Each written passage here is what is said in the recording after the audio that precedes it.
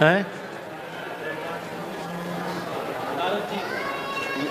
हाँ, देवर्षि नारद जी धर्मराज युधिष्ठिर की सभा में विराजमान हैं और अभी थोड़ी देर पहले ही भगवान श्री कृष्ण ने 100 अपराध की संख्या पूर्ण करने वाले शिशुपाल का सुदर्शन चक्र से वध किया, उद्धार किया है।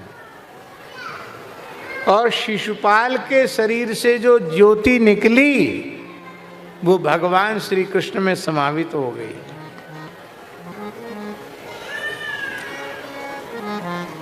धर्मराज युधिष्ठिर ने पूछा कि हे देवर्षे, हे नारद जी, जन्म से ही भगवान से ईर्ष्या करने वाला, भगवान को गाली देने वाला, अपराध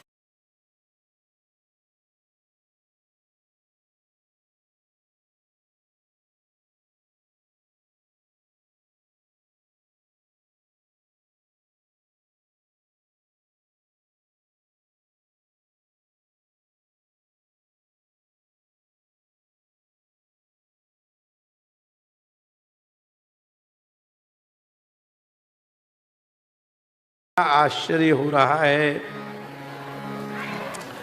नारद जी ने कहा कि हे धर्मराज युधिष्ठिर,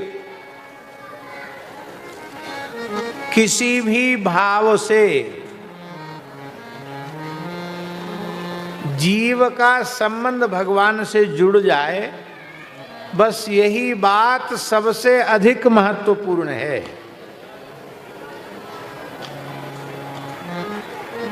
यद्यपि ये आदर्श नहीं है, आदर्श तो अनुकूल संबंध का है, प्रतिकूल संबंध आदर्श नहीं है, पर भगवत संबंध की ऐसी महिमा है कि अनुकूल संबंध नहीं, भगवान से किसी का प्रतिकूल संबंध जुड़ जाए, बस संबंध भगवान से जुड़ जाए तो भगवत संबंध से उस जीव का कल्याण हो ही जाता है।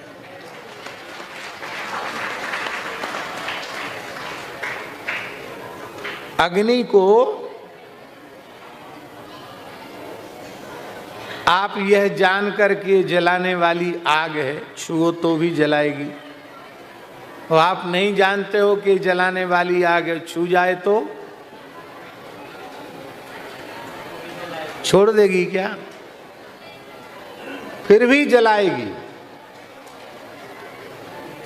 इसलिए भगवान की भगवत्ता, भगवान की गरिमा, भगवान की महिमा को जो लोग नहीं जानते हैं, स्वीकार नहीं करते, पर भगवान से जुड़ गए, उनका भी कल्याण हो जाता है। कैसे कल्याण हो जाता है?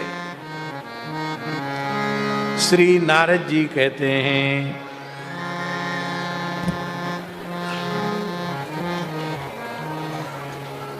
कामाद् द्वेषात् भयात् स्नेहात् यथा भक्त्येश्वरे मनः आवेश्य तदघं हित्वा बहवस्तद्गतिं गताः। काम से, द्वेष से, स्नेह से, भक्ति से, किसी भी प्रकार से भगवान से अपने संबंध को जोड़कर, अपने चित्त को भगवान में लगाकर, न जाने कितने जीव उनका उद्धार हो गया, उनका परम कल्याण हो गया। देखो, काम से गोपियों का उद्धार हो गया, भय से कंस का उद्धार हो गया, द्वेष से शिशुपाल आदि का उद्धार हो गया, संबंध से यदुवंशियों का उद्धार हो गया, और नारद जी कहते स्नेहादुयम, कृष्ण से प्रेम करने के कारण तुम सबका कल्याण हो गया, पांडवों से कह रहे हैं। और भक्त्या वयम विभो, भक्ति पूर्ण संबंध जुड़ने से हम सबका कल्याण हो गया। वस्तुतः भगवान में अपने और पराये का भेद नहीं है।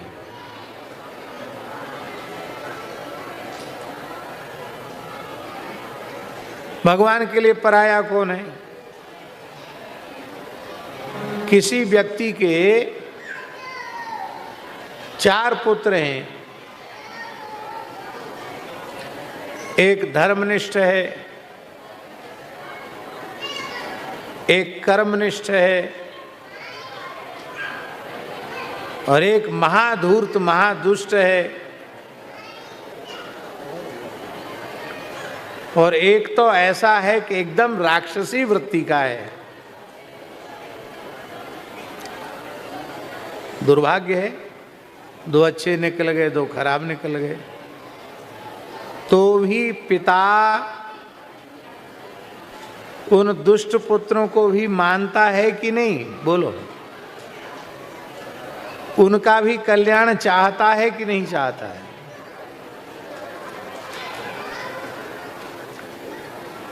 अच्छे बुरे सभी प्राणी तो भगवान के हैं।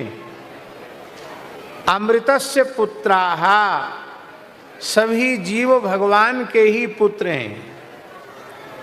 इसलिए भगवान विमुख जीवों पर भी कृपा करुणा करने में कोई कसर नहीं छोड़ते। विमुखों पर भी भगवान की कृपा हो जाती है। देखो, भगवान का अपना पुत्र है भौमासुर, भगवान ने उसका वध कर दिया।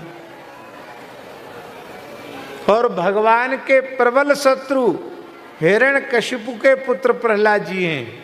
भगवान ने जैसा स्नेह, जैसा प्रेम, जैसा वात्सल्य प्रहलाद जी के प्रति प्रकट किया है, वैसा उदाहरण पूरे पौराणिक इतिहास में दूसरा प्राप्त नहीं होता है।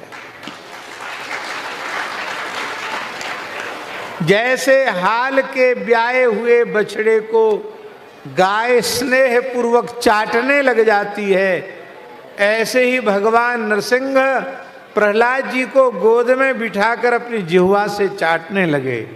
राम अवतार, कृष्ण अवतार, जितने अवतार हैं, किसी में भगवान ने जीभ से नहीं चाटा।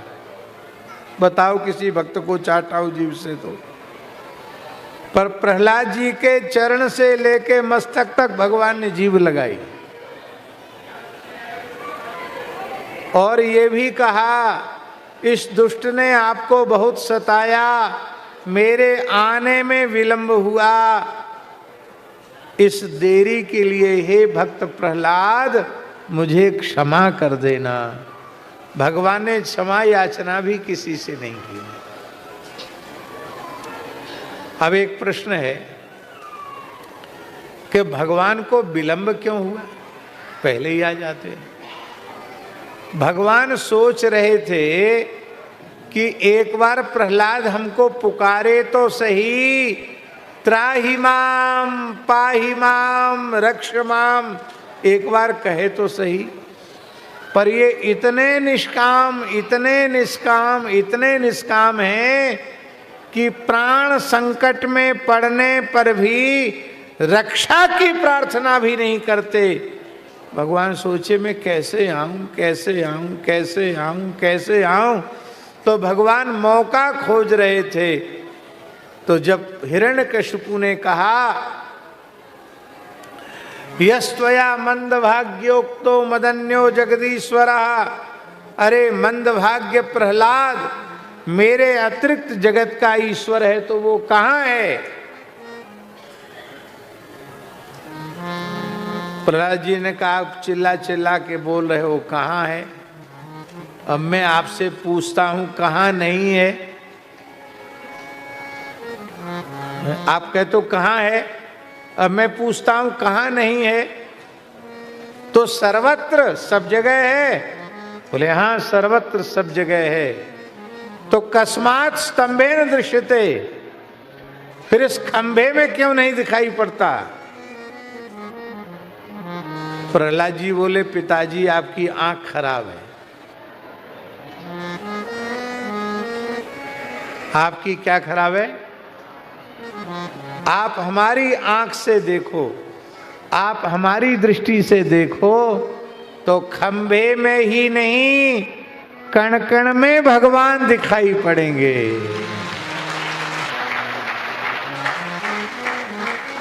तो प्रहलाद जी ने कहा खंभे में है, भगवान को मौका मिल गया, अब खंभे से प्रकट होंगे। और जब खंभे पर प्रहार किया हिरण्यकशिपु ने तो भगवान प्रकट हो गए। भगवान ने कहा हम क्या करें, हम तो प्रतीक्षा करते रहे, बुलाओ बुलाओ बुलाओ बुलाओ, अंत में हमको बहाना बना कर आना पड़ा, कुछ तो भक्त की वाणी से निकल जाए, मुझे आना पड़ा। ऐसा वात्सल्य भगवान ने किसी अवतार में नहीं दिखाया। आहा,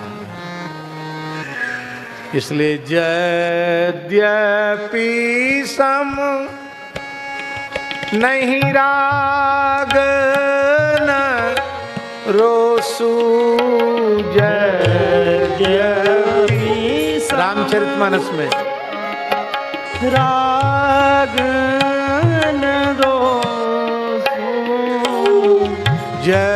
यद्यपि सम नहीं राग न रोसू,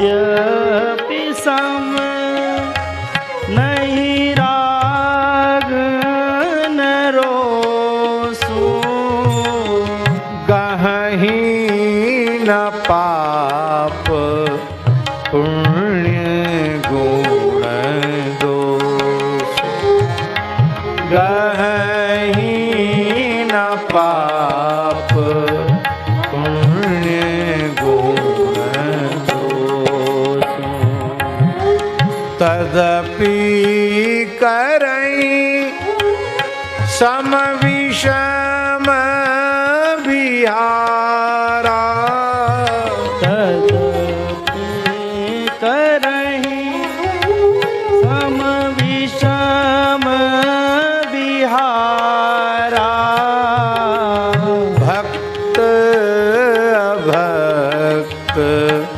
हृदय अनुसारा, भक्त अभक्त हृदय अनुसारा, भक्त अभक्त हृदय अनुसारा, भक्त भक्त हृदय अनुसारा। बोलो श्री प्रहलाद जी महाराज की जय। जब भगवान वाराह ने हिरण्याक्ष दैत्य का उद्धार कर दिया, इसके भाई का, तो अपने भाई का अंत्येष्टि संस्कार करने के पहले हिरण्यकशिपु ने अपनी मां को, अपने भाई की पत्नी को, अपने परिवार के कुटुंब के लोगों को समझाया। बड़ा बढ़िया उपदेश दिया है हिरण्यकशिपु ने। हाँ, यदि इस उपदेश की व्याख्या की जाए तो आपको लगेगा कि हिरण्यकशिपु भी उच्च कोटि का दार्शनिक है। ऐसा लगेगा को दर्शन शास्त्र में उसने आचार्य किया होगा, पीएचडी डीलिट किया होगा, इतनी बढ़िया दर्शन की बात, सिद्धांत की बात कह रहा है।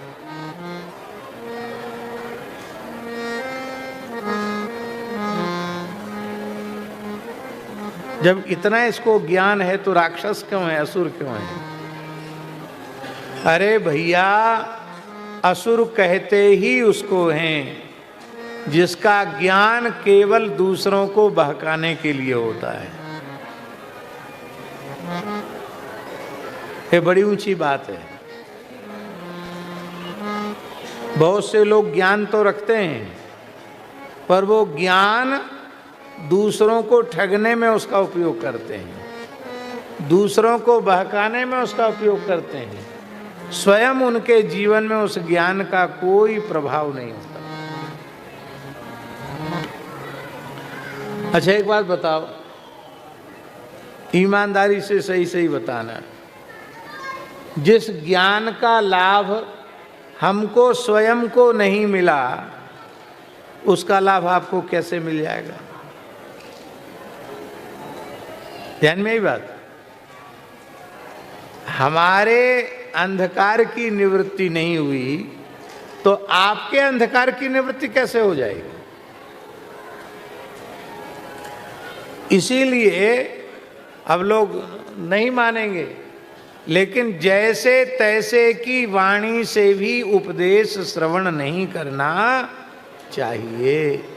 इसीलिए ज्ञान वैराग्य संपन्न जो भगवान के विशुद्ध भक्त हैं, गुणातीत महात्मा हैं, ऐसे महात्मा मिल जाएं, पूज्य श्रद्धेय स्वामी श्री राम सुखदास जी महाराज की कोटि के संत मिल जाएं, तो ऐसे संतों से सुनना चाहिए। संत डोंगरे जी मिल जाएं तो सुनना चाहिए। जैसे तैसे की बात, उसके उपदेश का उसके खुद के जीवन में प्रभाव नहीं होता, दूसरे पे क्या प्रभाव होगा?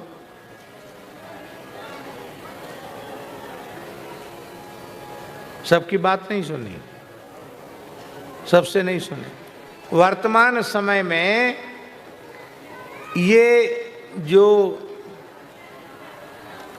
हमें किसका उपदेश सुनना चाहिए और किससे सुनना चाहिए, ये विचार लोगों में समाप्त हो गया है।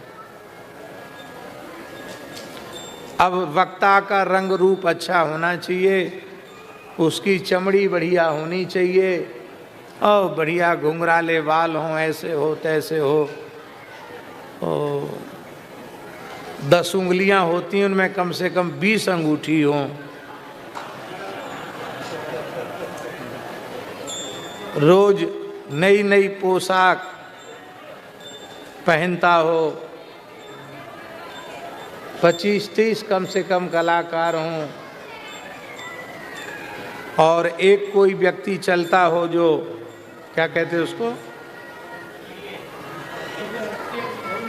नहीं, श्रृंगार करने वाले को क्या बोलते हैं?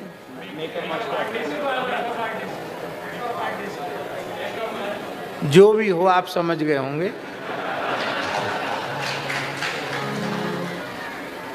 तो श्रृंगार करने वाले लोग भी चलते हैं।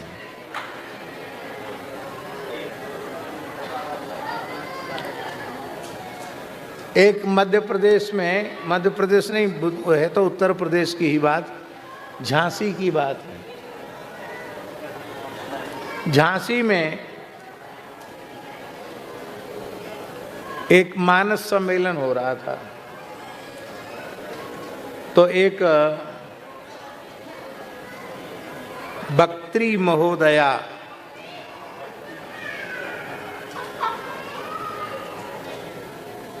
आई, तो उन्होंने बहुत कुछ रंग रोगन लगा रखा हुआ अपने चेहरे पर, तरह तरह की मलम होती न लगाने वाली, ऊपर से पाउडर वगैरह क्या क्या जो भी हो लगा रखा था। अब गर्मी का समय था और पंडाल पतला था, उसमें कोई वातानुकूलित व्यवस्था संभव नहीं थी, खुला पंडाल था, उससे जोर का पसीना आया, सो सबरा कलर जो चढ़ाया था चेहरे पर सब बह गया। उस मंच पर हमारे महाराज जी भी थे, तो महाराज जी ने कहा कि परिचय तो दिया जा रहा था कि स्वर्ण लता जी आई हैं, पर थोड़ी देर में लौह लता हो गई।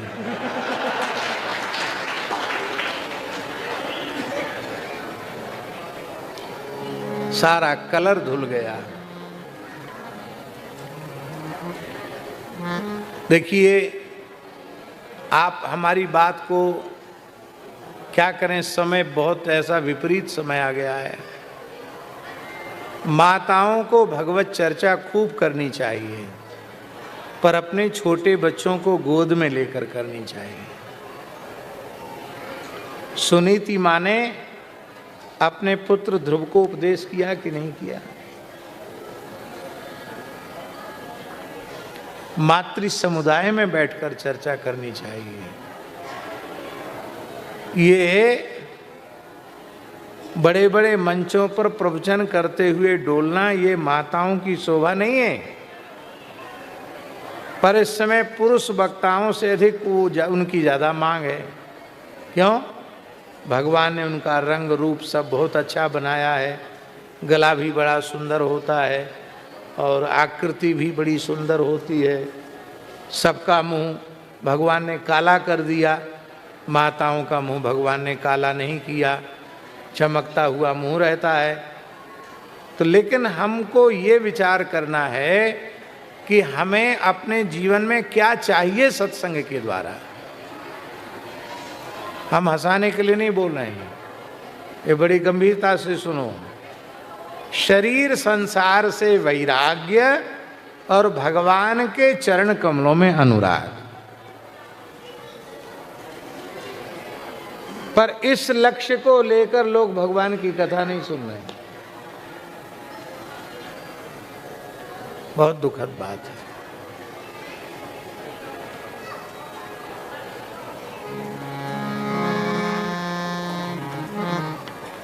इसलिए उपदेश सबकी वाणी से मत सुनो। मानसी में गोस्वामी जी ने कहा, पर उपदेश कैसा? पर उपदेश कुशल नर जे जे आचरण नर नागने। पर उपदेश कुशल बहु तेरे। हाँ, पर उपदेश कुशल बहु तेरे। पर उपदेश कुशल बहु तेरे। जे आचरण नर नागने। जे आचरण नर नागने। वक्ता तो रावण भी है, वक्ता हिरण्यकशिपु भी है, वक्ता कंस भी है। पर ये वक्ता तो बहुत उच्च कोटि के हैं, बहुत बढ़िया ज्ञान वैराग्य का निरूपण कर रहे हैं। पर उनके ज्ञान वैराग्य का प्रभाव उनके स्वयं के जीवन पर नहीं है। इसलिए ज्ञान लेने के पहले, उपदेश श्रवण करने के पहले ईमानदारी से विचार करो कि ये जो कुछ कहते हैं उसके अनुरूप इनका जीवन है कि नहीं।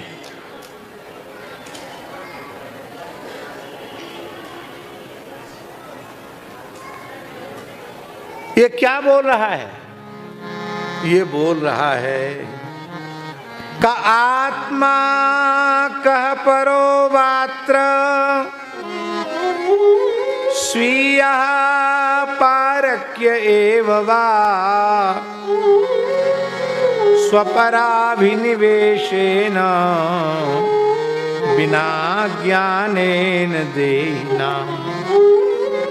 इसको उपदेश तो बहुत हैं, लेकिन हम केवल एक श्लोक बोल रहे हैं।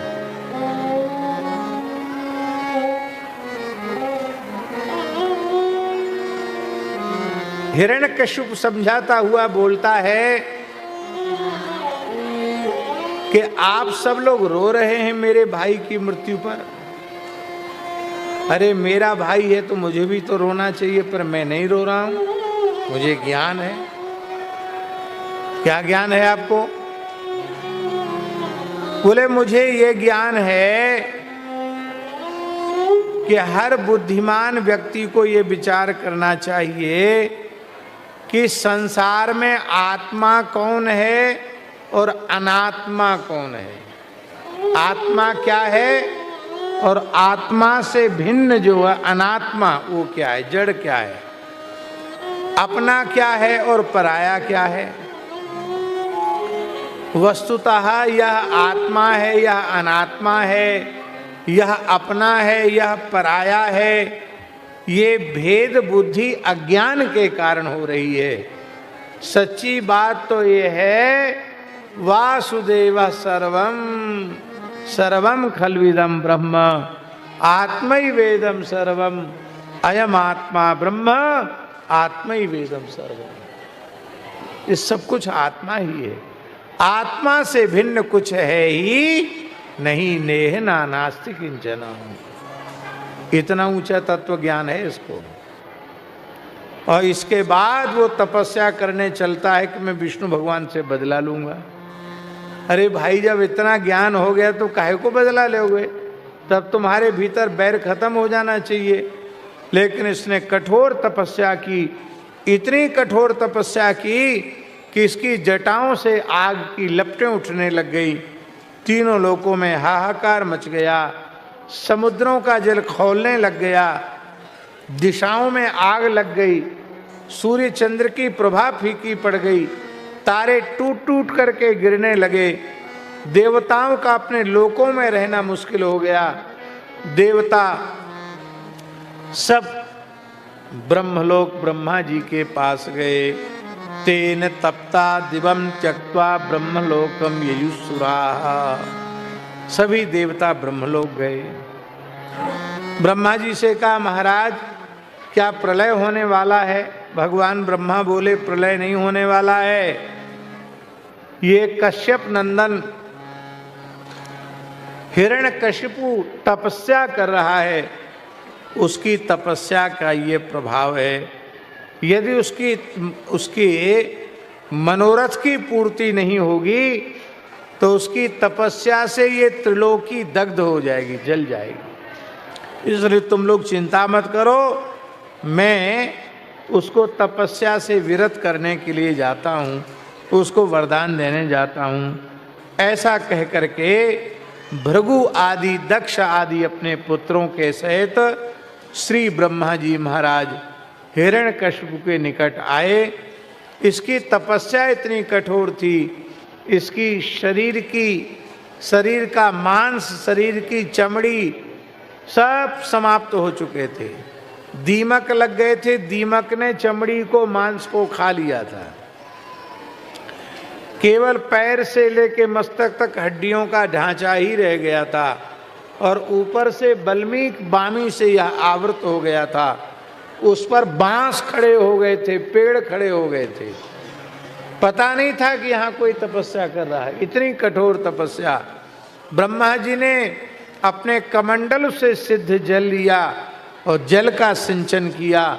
सिंचन करते ही बामी हट गई और यह हिरण्यकशिपु जैसे घर से तपस्या करने के लिए आया था, वैसे ही सर्वांग हृष्ट पुष्ट हो गया, दिव्य कवच कुंडल आदि से सुशोभित हो गया।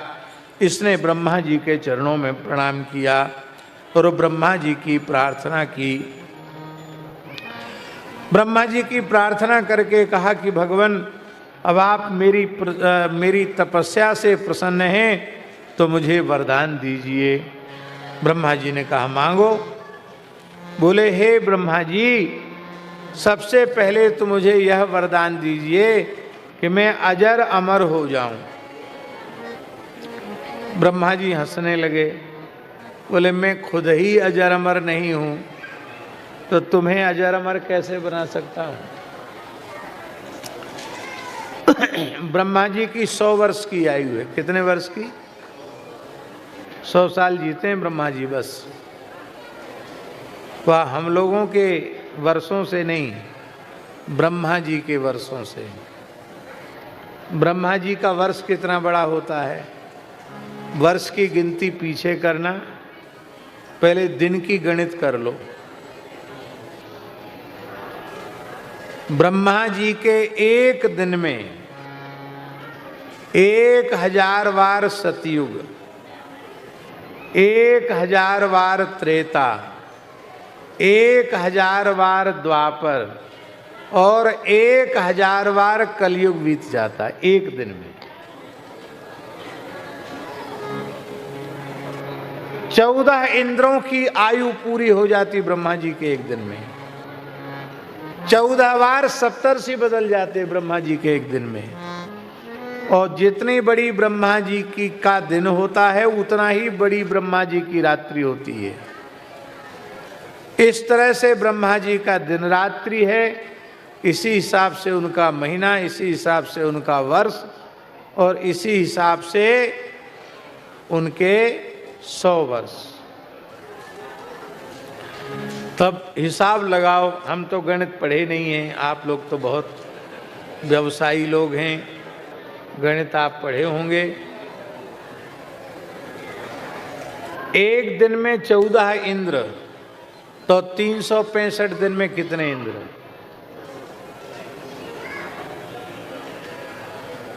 करो भाई गिनती, हमको तो याद नहीं गिनती, गणित करो।